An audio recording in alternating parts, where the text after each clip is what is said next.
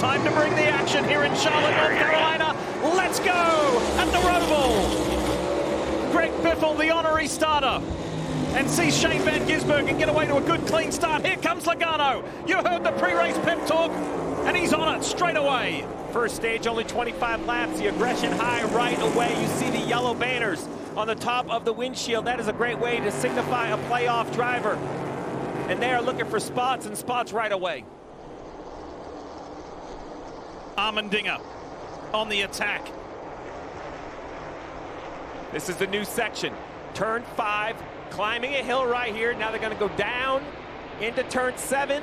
The left-hander, 180 degrees, 45 miles an hour. It's going to feel stopped inside the race car. A lot of contact. And as you can see, the options it gives the drivers, though. You can try the top, you can try the bottom. Now we're going to see our first look at this front chicane at speed with the new curbing. Shane Van Gisbergen, Joey Logano, Kyle Larson, AJ Allmendinger, Tyler Reddick. Austin Cindric is in the same boat as his Team Penske teammate, Joey Logano. They have to have a great day to advance. And given the fact, here goes Larson on the inside at 7. Well, that's what we saw all day yesterday. But look what Larson did. When he ran in there, he overdrove the corner, and he just shoved Joey Logano completely out of the way. Joey Logano lost 3 spots, and I can promise you, that guy in that 22, he is hot right now because he just got abused. Allmendinger and Reddick were there to pounce. Reddick is on the inside. Allmendinger's got the preferred line through that back chicane. Let's take you back and show you something that went down with playoff driver Alex Bowman. Here's the 48. Keep your eye on the Ally Chevy. Whoa! Wow. That just launched. You can see what happens. There's no visibility, right? He's right behind the cars in front of him. He turns. He doesn't even know he's getting ready to hit those curbs. Yeah, well, you can see we already saw one penalty over here. Here's Truex just on the wrong side of the curbs. And one of the reasons that this is happening is because of the change overnight. Taking those big blue turtles out of there, it now is an easier transition. Like you roll over there and it's so much flatter, right? Before, when you hit it, well, you knew it. It actually hurt the race car drivers. It didn't help the race car any. Now it's a lot easier to roll through there. And I just think the drivers, it's a new look for them, and some of them are learning the hard way. It's more inviting, isn't it, right? Got some radio on the penalties from the 11 of Denny Hamlin. Have a listen.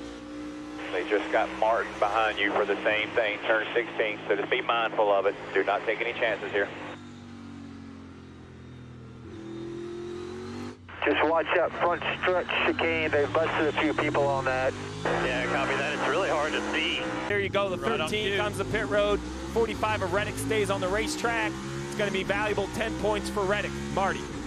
Yeah, Shane Van Gisbergen bringing it down pit road, and a surprisingly lonely pit road for SVG. Coming down with 3 laps to go here in stage 1. 0 complaints for the car, except for at the very end of the run, lost a little bit of rear grip. The interesting part is that Billy Scott was thinking about, Steve, bringing Tyler Reddick down pit road. In fact, the crew was ready to bring him down pit road, but Billy Scott, when he saw the opportunity for the 10 stage points, he's on the bottom of your screen, said that's too much to give up. Also, the playoff points, so Reddick will stay on the track. It's the end of stage 1. And Tyler Reddick and 2311 Racing have needed this big time. Big points in the bank. Goes to Tyler Reddick to complete stage 1. Joey Logano follows him across the line in second. 5 playoff drivers in the top 10 earning stage point. Let's get ready to go. Stage 2 here at the Roval. It's on.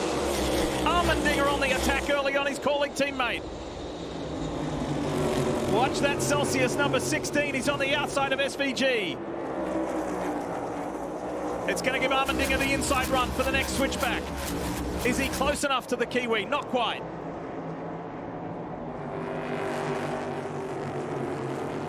William Byron well placed. Daniel Suarez on the attack in the 99. Just outside the top 10.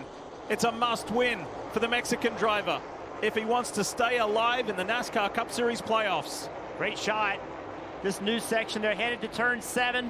Some drivers are going to hang a left right here, shortcut the racetrack, trying to pick up spots.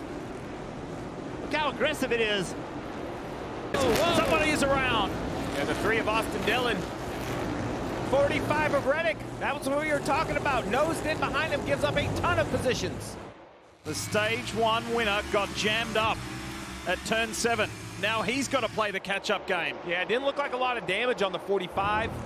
The 3 of Austin Dillon trying to get refired. He's able to do it. Oh. Got into the back of Bubba Wallace. That checked him up, and then Alex Bowman got into the back of the 3 and got him spun around. Watch right here. He's got the rear tires lacked up. He's out of control. Boom, right there into the 11 car with his right rear. I mean, the back of the car had to be, what, a foot, 18 inches, 2 feet off the ground? Oh, this is going to be just so violent. Listen to this onboard. That was an endo like on a motocross bike. Back at the Roval and under caution. And unfortunately, the playoffs picture and story for Chase Briscoe, who celebrated with his wife Marissa the birth of twins earlier this week. That was the joyous moment. Right now is not so joyous for his big picture story, Dave Burns, in the playoffs. As the field is about to launch back into race mode. Larson, SVG, here we go.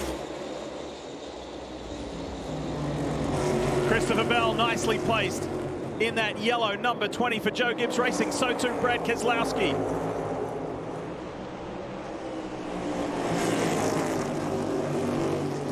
William Byron in that Valvoline 24. Then Daniel Suarez. This is great placement for Suarez. Does he have a chance? Can he get out of the round of 12 and through to the round of 8 with a victory today for 99 and Trackhouse Racing? Bowman, Hocevar, Logano.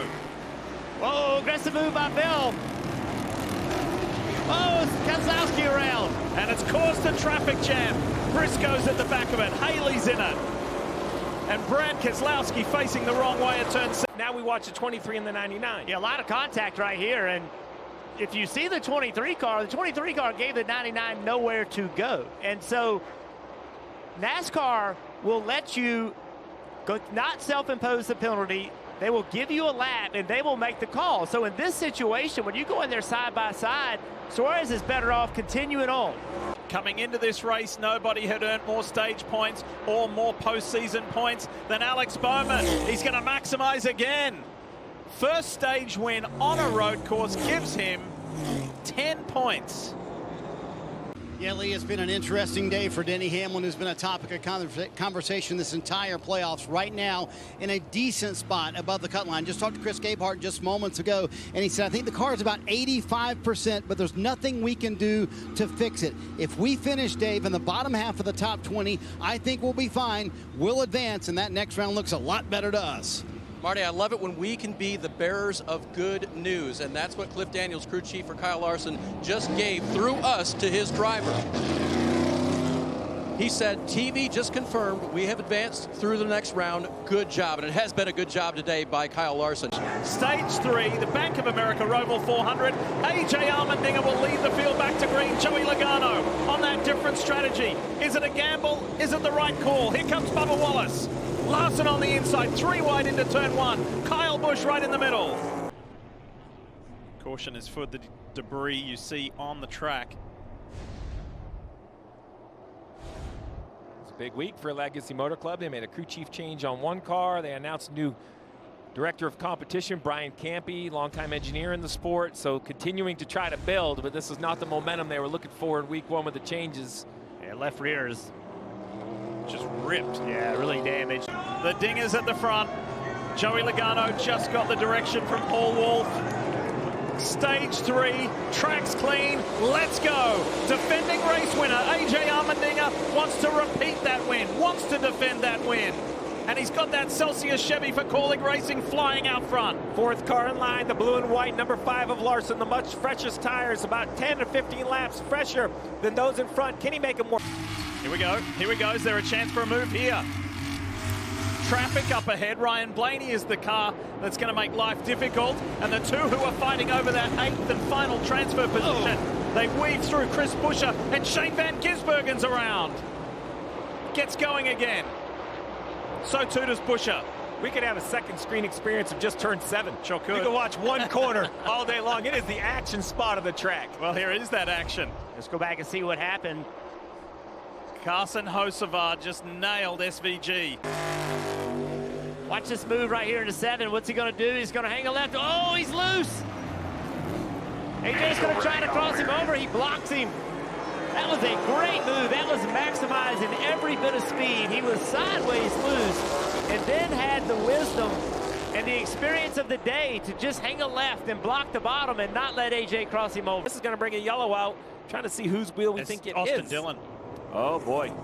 He just came off pit road, still had a sticker on the tire, so it just never got tight. Never cut tight, so this would be a penalty with some suspensions, but since the tire got all the way on the racing surface. Yep, there it goes. There it goes. You see the sticker on the tire. That means it's brand new. Tyler Reddick is on the march as well, and that brings us to the most updated points scenario. Joey Logano is 2 above, Reddick is 2 below. Fellas, I think at the restart, Reddick was as much as 12 below, so he is coming. New tires and a lot of aggression. And keep in mind, you just mentioned the 2 Colic teammates, Allmendinger and SVG. They're on new tires, and they potentially are going to catch Logano. It could pass Logano and move him back. And then there's more positions right ahead of Reddick that he can go get. This is what it's all about. These guys are fighting as hard as they can to make it to the round of 8. And Allmendinger on the inside of Logano again. He's got him this time.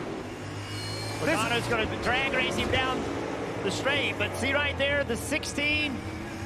He side drafts the 22, slows him down. Now Logano has no choice but to give up the spot. Chevrolet versus Ford. Corlick versus Team Penske. Allmendinger's there, and the playoff points are at 0-0. Now they go back to 1. More fluctuation, 0.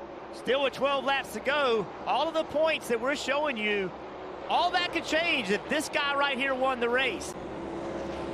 If you're a 23-11 Tyler Reddick fan, you are cheering because the points fluctuations are going in your favor. Reddick is now in the round of 8 by 2 points, but there's still 9 laps left in this race. What a drive. Billy Scott brings him down pit road for fresh tires. He's gained 14 positions since the restart. It's been a superstar performance. He's led 60 laps. Nobody has led that much here at the Roval. And now there's just 1 lap to go. 2.25 miles before he's got another career victory. Christopher Bell isn't close, but he's close enough that the 5 has to be very careful with this 99. You don't want to make a mistake at this point. You see maybe 25, 30 car lengths back. I mean, it's a big, big gap. But at a track like this, we have seen some big mistakes. I don't expect that out of the 5, but he has to figure out what he wants to do with this 99. And for Daniel Suarez, his playoffs run ends here in just a lap time. The 99, the sole rep for Trackhouse as he waves Larson by on the inside. It's been a good run, an interesting run, but it's over for Suarez. It is far from over for Kyle Larson. The last time, the only time he's won here at the Roval, interestingly enough, was the year that he became a NASCAR Cup Series champion. Is that an omen for Kyle Larson and the HendrickCars.com Chevy team? Everybody here at the track has been raving about the weather this week. It has been just beautiful. And on a sunny fall afternoon, this California kid has just been dominant. He made up 4 positions on the opening couple of laps, and that was an omen. But for the second time in his career, Kyle Larson wins at the Roval. Christopher Bell follows him through into the round of 8. And look at that bottom box on the left. Tyler Reddick. Say whatever you want about him. Gritty, determined, tough. He's a fighter. His team at 23-11 are fighters, and they did not give up. They had an extra challenge ahead of them today, and they answered that call to fight and drive their way through into the round of 8.